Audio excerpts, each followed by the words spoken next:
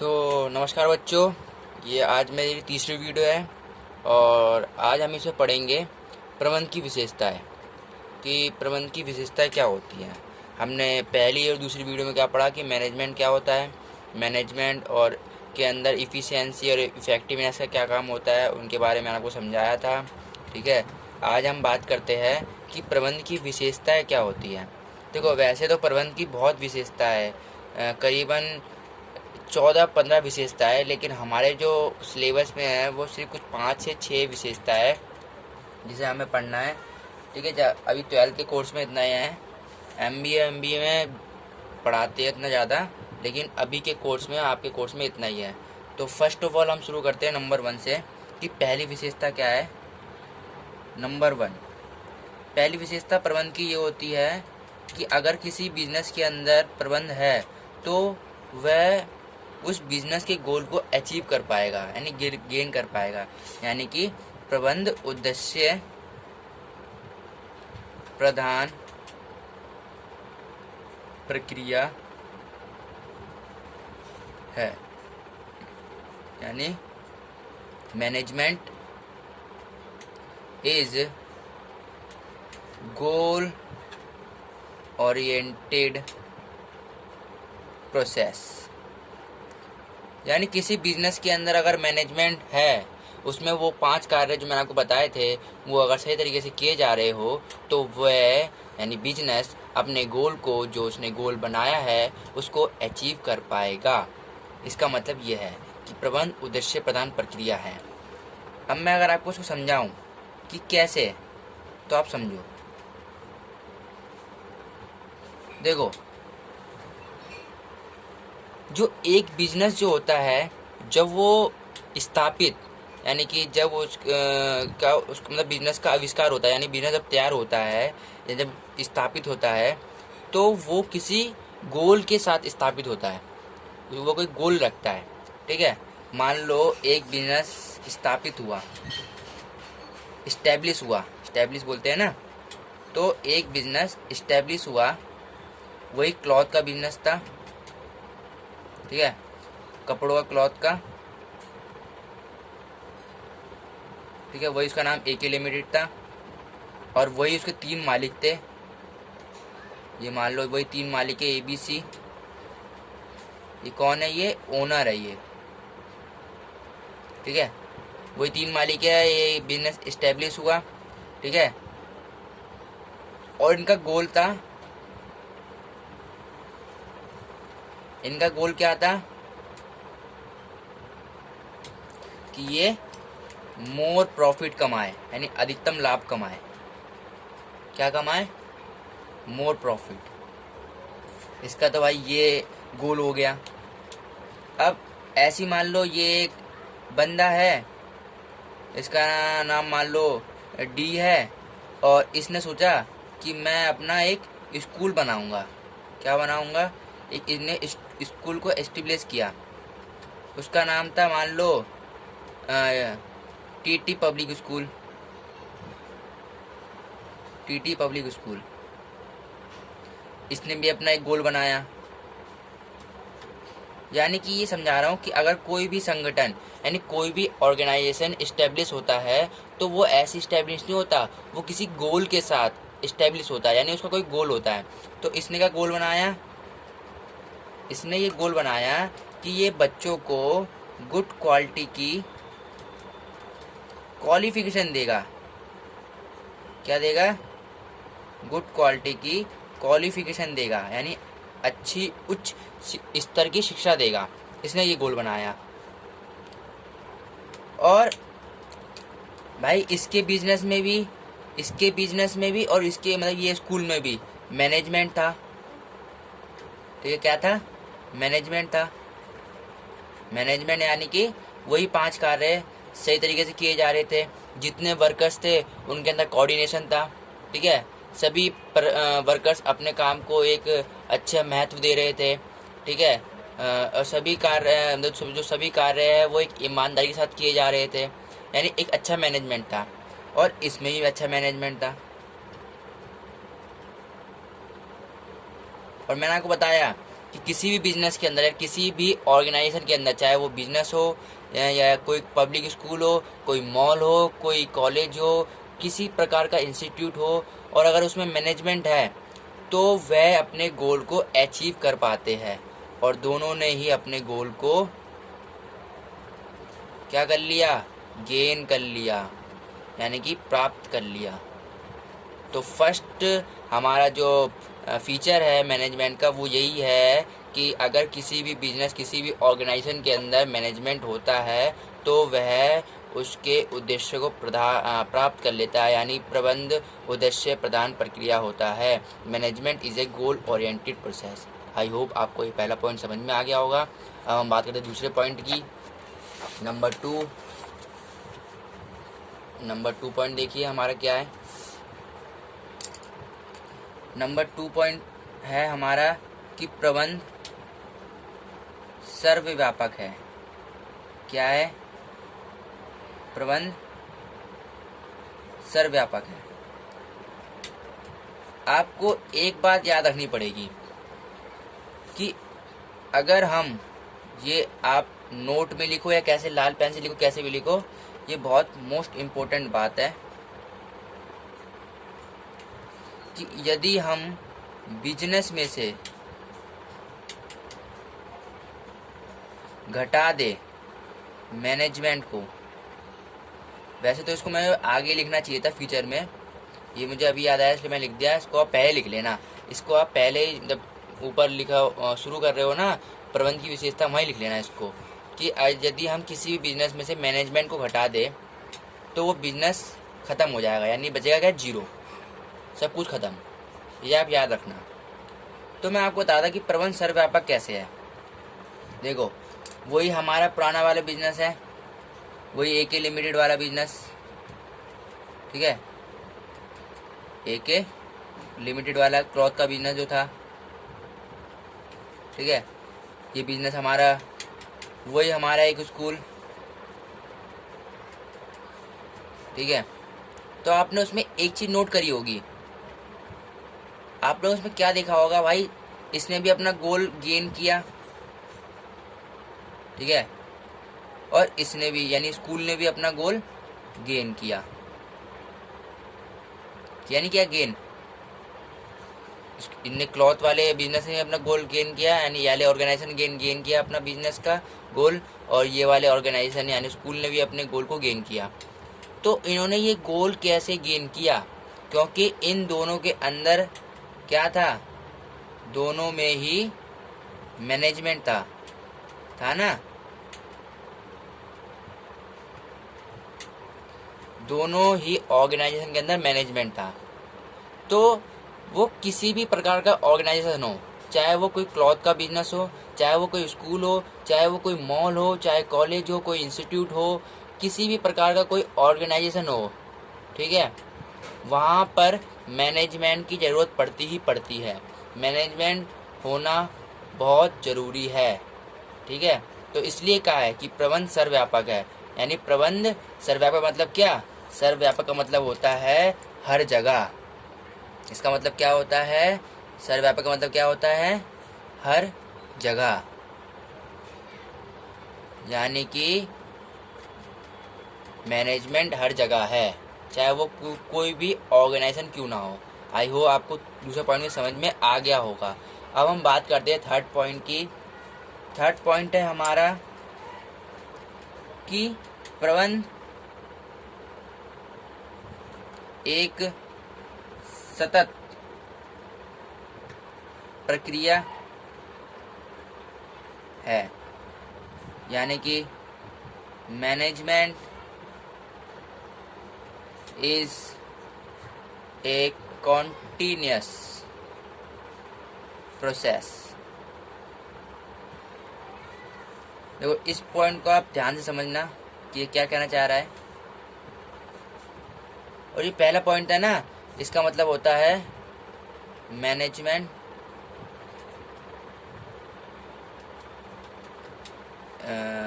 सर्वव्यापक को बोलते हैं, मैनेजमेंट इज, सर्वव्यापक को क्या बोलते हैं, हाँ, मैनेजमेंट इज ऑल परवेसिव,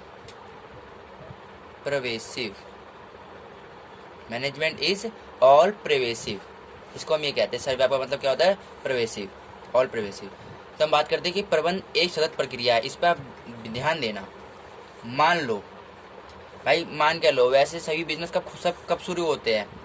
ये स्टार्टेड डे है जब बिजनेस शुरू होता है। कौन सा? 1 तारीख, 7वां महीना, 1 जुलाई, 1 जुलाई को शुरू होता है मेरे हिसाब से। 1 जुलाई को, हाँ 1 जुलाई को शुरू होता है।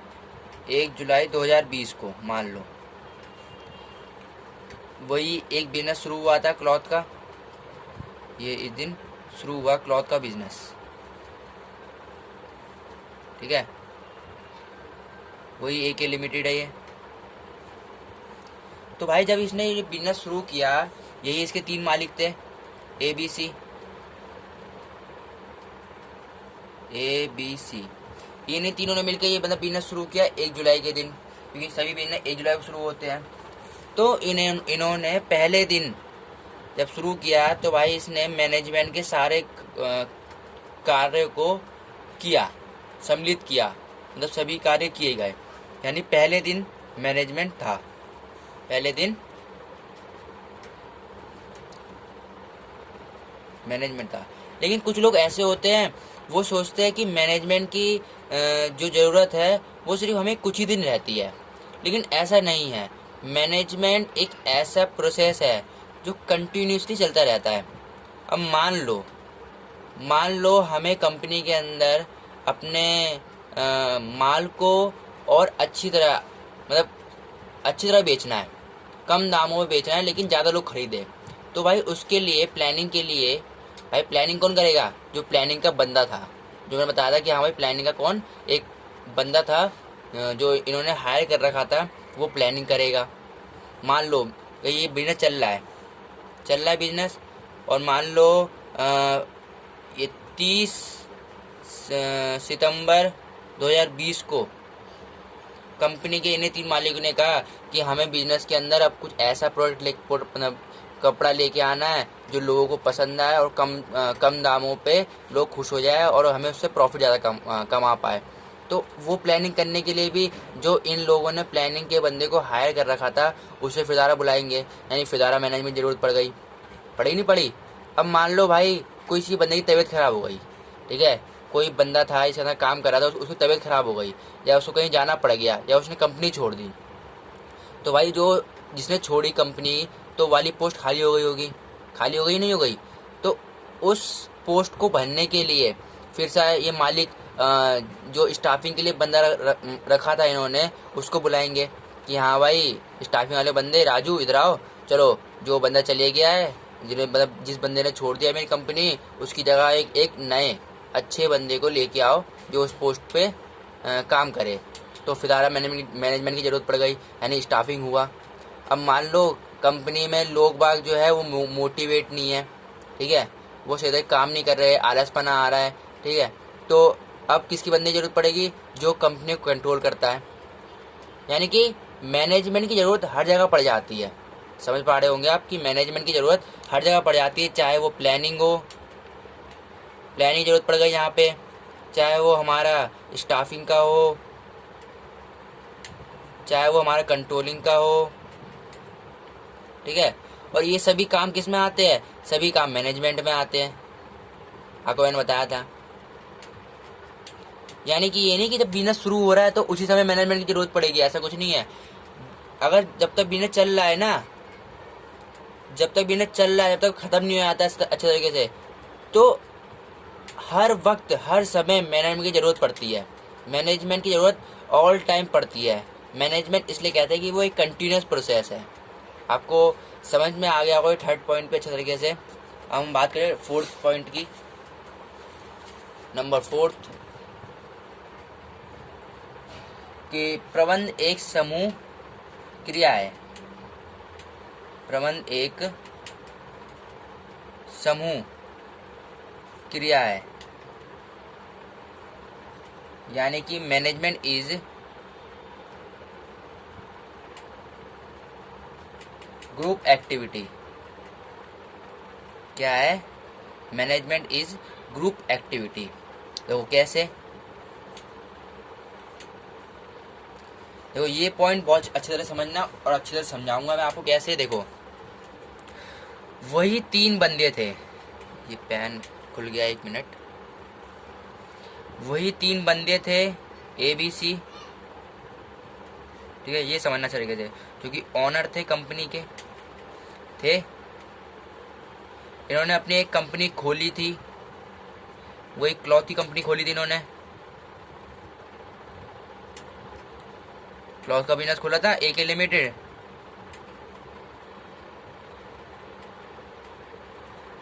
तो जो ये कंपनी इन्होंने बनाई, वो इन्होंने खुद तो बनाई नहीं, उसके लिए उन्होंने, आपको मैंने पहले बताया था कि उसके लिए इन्होंने एक बंदा हायर किया था।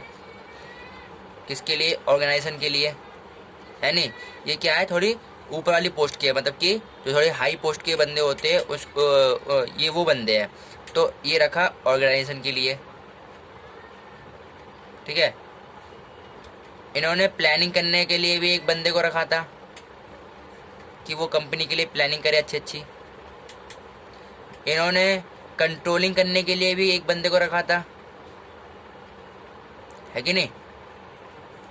इन्होंने स्टाफिंग करने के लिए भी एक बंदे को रखा था ना। देखो 3 बंदों ने मिलकर अपना बिजनेस खोला। ऑर्गेनाइजेशन के लिए एक बंदे को रखा, स्टाफिंग के लिए, कंट्रोलिंग के लिए, प्लानिंग के लिए हर एक बंदे को रखा, ठीक है। अब ये तो हो गए हाई पोस्ट के बंदे। ये सब एक कौन सी पोस्ट के बंदे हैं? सारे हाई पोस्ट के है, ये थोड़े ऊंचे पोस्ट के है ये। लेकिन इन सब के नीचे कितने बंदे काम कर रहे होंगे, ये भी देखो आप। इन सब के नीचे कितने बंदे काम कर रहे होंगे? इन सब के नीचे भी तो कुछ बंदे काम कर रहे होंगे। अब भाई ये ऑर्गेनाइजेशन बनाता है, अब ये तो जाकर खुद बनाएगा नहीं बिल्डिंग, इसके नीचे कुछ वर्कर काम कर रहे होंगे, जो ये इनको ऑर्डर देगा, ये बंदे काम करेंगे, है नहीं। प्लानिंग, अब ये प्लान तो खुद करेगा नहीं, ये पहले अपने कुछ बंदों को, अपने कुछ कहते हैं ना चेले को, या अपने कुछ वर्कर को भेजेगा कि आप मार्केट में जाओ और देख के आओ कि कौन सा माल बेस्ट चल रहा है, किस माल की ज़रूरत है लोगों को, ठीक है, वो आप देख के आओ। तो वो अपने बंदों को भेजेगा जो इसके नीचे काम कर रहे होंगे, प्लानिंग के वाले के। अब कंट्रोलिंग वाले के नीचे भी कुछ बंदे काम कर रहे होते हैं, ठीक है, जो लोगों को देखते रहते हैं, कोई दिक्कत आती है तो कंट्रोलिंग का बंदा है जो इसको आगे बताते हैं, तो इसके नीचे भी कुछ वर्कर काम कर रहे होते हैं, है कि नहीं। स्टाफिंग के लिए भाई, अब ये तो है नहीं कि ये खुद जाएगा ढूंढ के लाएगा लोगों को या कुछ करेगा, इसके नीचे कुछ बंदे काम कर रहे होते हैं, ठीक है। ये स्टाफिंग का बंदा है, ये अपने नीचे जो वर्कर काम कर रहे होंगे उनसे कह देगा, हाँ भाई चलो तुम नेट पे अब हमारा कोई डाल दो कि हमें बिजनेस, मतलब इसके लिए कोई कंपनी के लिए एक पर्सन चाहिए इस पोस्ट के लिए, या कुछ इन्हीं लोगों को बाहर भेज देगा कि तुम बाहर ढूंढ के लेके आओ किसी बंदे को कि हमें इस पोस्ट पे एक बंदा चाहिए। तो देखो बस इन 3 लोगों ने इस बिज़नेस को नहीं संभाला, ठीक है। इन्होंने सिर्फ पैसा लगाया है, लेकिन संभालने वाले कितने बंदे हैं ये देखो आप। संभालने वाले काफ़ी बंदे होते हैं, यानी कंपनी को चलाने वाले काफ़ी बंदे मिलकर काम कर रहे होते हैं। तो इसलिए कहते हैं कि प्रबंध एक समूह क्रिया है, यानी मैनेजमेंट जो है वो एक ग्रुप में काम करता है। मैनेजमेंट कैसे काम करता है? ग्रुप में। कोई अकेला व्यक्ति, याद रखना, कोई अकेला व्यक्ति बिजनेस को नहीं चला सकता। मानते कि पैसा लगा लेगा वो, लेकिन इतने सारे काम होते हैं। अब आपको काम बताऊं मैं, ये सब काम तो होगा मैनेजमेंट के, लेकिन देखो ट्रांसपोर्ट ये वर्क है, कितने काम होते हैं आपको काम गिनाओ। ये आपने क्लास 11th में चैप्टर नंबर 1 में पढ़ा होगा, ट्रांसपोर्ट के लिए, ठीक है। अगर मतलब अपना माल एक जगह से दूसरी जगह पहुंचाना है, कोई माल तैयार हो गया उसको एक जगह दूसरी जगह पहुंचाना है, तो ट्रांसपोर्ट के लिए एक बंदा चाहिए होगा, ठीक है। अगर कंपनी को, यानी इसको फाइनेंस की ज़रूरत है तो उसके लिए भी एक बंदा ज़रूरत पड़ेगा। कंपनी का इंश्योरेंस कराना है, ठीक है, कंपनी का इंश्योरेंस कराना है, उसके लिए भी एक बंदे को ज़रूरत पड़ेगी, ठीक है। तो काफ़ी काम होते हैं, बहुत सारे काम होते हैं। तो ये सभी काम ना सिर्फ ये 3 बंदे मिलकर नहीं कर सकते हैं, या कोई अकेला व्यक्ति नहीं कर सकता। वो सभी कामों के लिए एक ग्रुप में, एक बहुत बड़ा ग्रुप होता है, उसमें काम किया जाता है। इसलिए कहते हैं कि management is a group activity, यानी मैनेजमेंट को एक समूह में रह के काम मतलब क्रिया की जाती है, और किसी भी बिजनेस को अकेले नहीं चलाया जा सकता। ठीक है, तो आप याद रखना कि प्रबंध एक समूह क्रिया है। ठीक है, समूह में काम किया जाता है मैनेजमेंट के अंदर।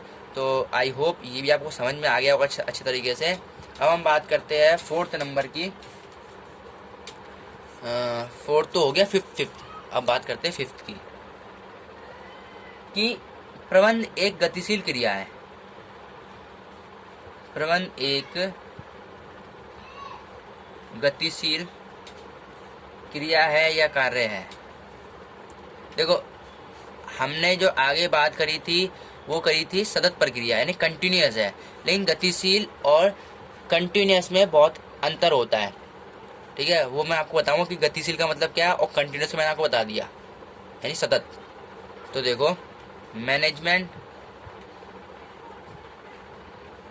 Is a dynamic NAMIC dynamic function. ठीक है, management is a dynamic function. तो कैसे, आपको एक महत्वपूर्ण बात याद रखनी है कि आप नोट में लिख लो, यहीं लिख लेना, कि कोई भी बिजनेस, किसी प्रकार का बिजनेस किस वातावरण में इस्टेब्लिश होता है, तो वह परिवर्तनशील वातावरण में स्थापित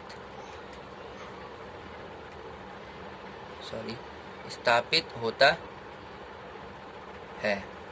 ठीक है, कोई भी बिजनेस परिवर्तनशील वातावरण में स्थापित होता है। या लिख लेना आप, कोई भी बिजनेस, किसी प्रकार का बिजनेस किसमें स्थापित होता है, परिवर्तनशील वातावरण में। ठीक है, यानी कि बदलते वातावरण में। इसका मतलब ये नहीं कि आंधी तूफान आ रहा है, ये नहीं। तो परिवर्तनशील वातावरण क्या होता है, मान लो कोई सरकार थी, पहले सरकार थी, मान लो मोदी जी की सरकार है अभी।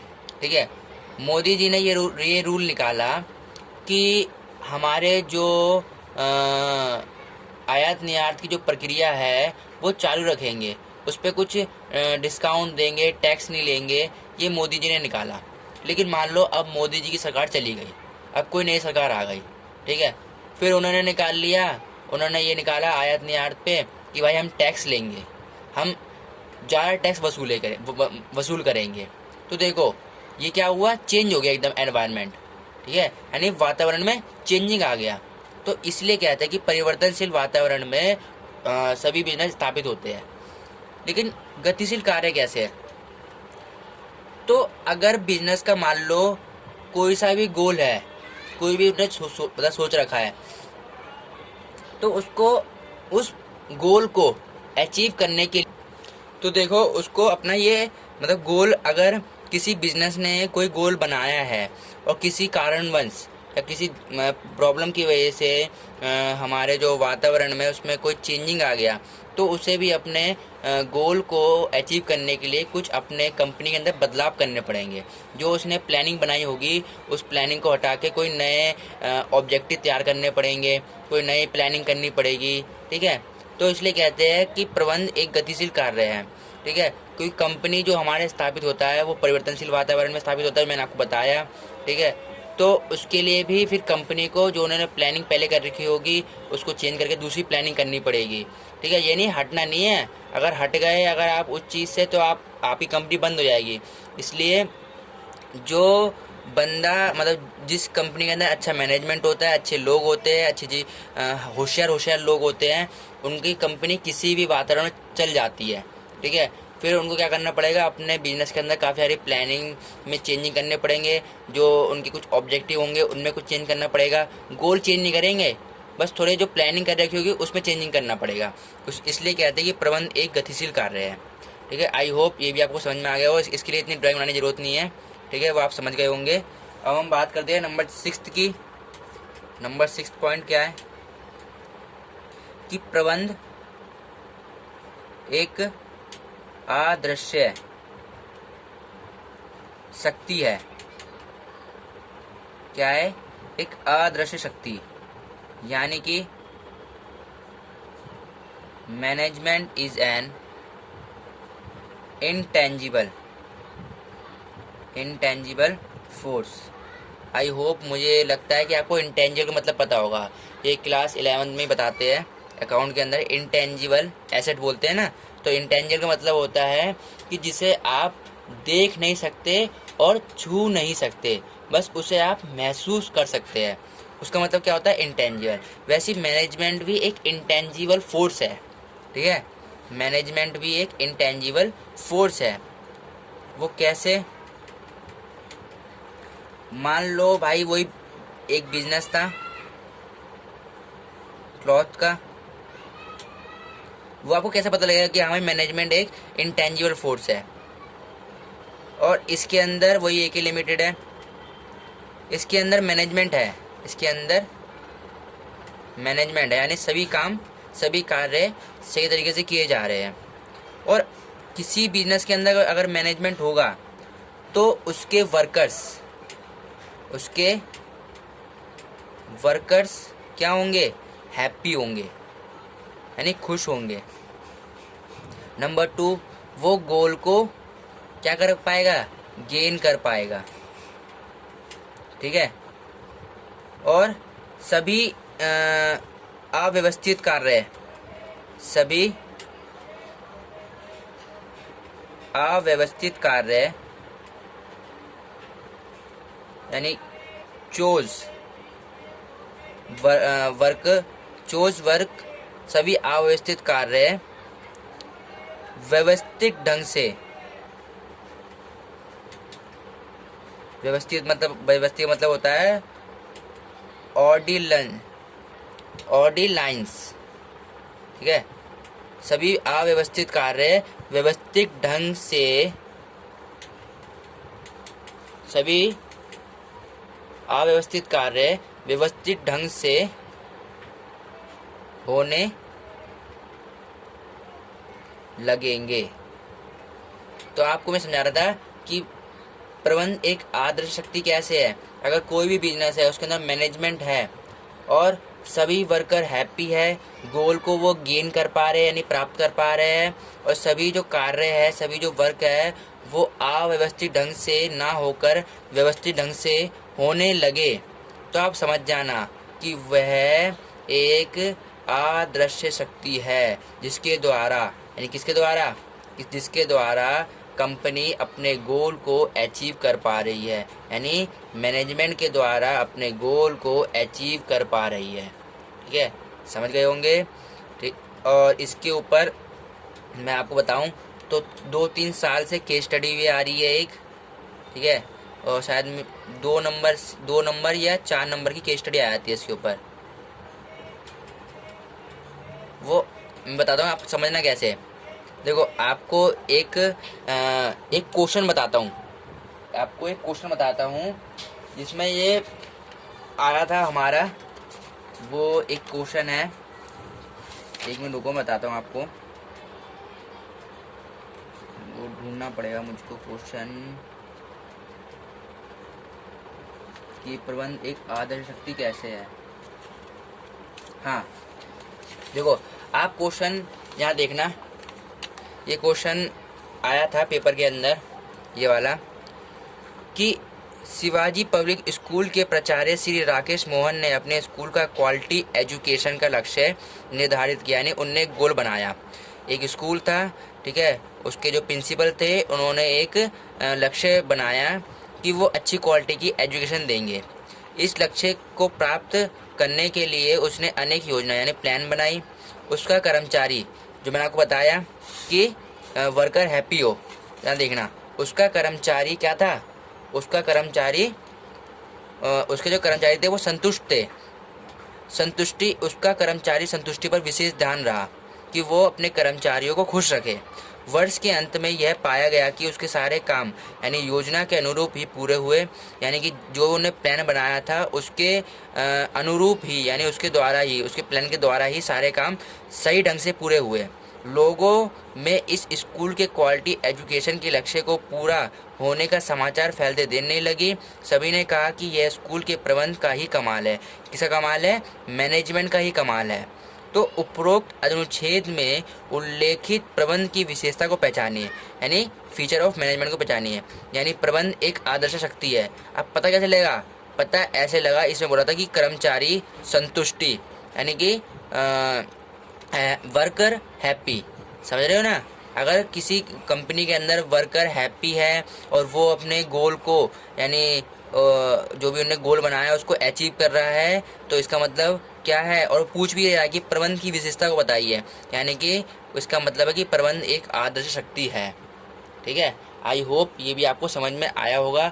आप इसे एक बार देख लीजिए। अगर आप स्क्रीनशॉट लेना चाहते हो, स्क्रीनशॉट भी आप ले सकते हैं। आप ले लीजिए स्क्रीनशॉट। यहाँ पर ये देखिए, ये वाला क्वेश्चन, और ये पेपर में आया भी था एक बार, ये 4 नंबर में आया था, जो कि मोस्ट इम्पोर्टेंट है। और इसका आंसर ये है कि प्रबंध एक आदर्श शक्ति है। ठीक है, तो आप इसको स्क्रीनशॉट ले लीजिए आप इसकी।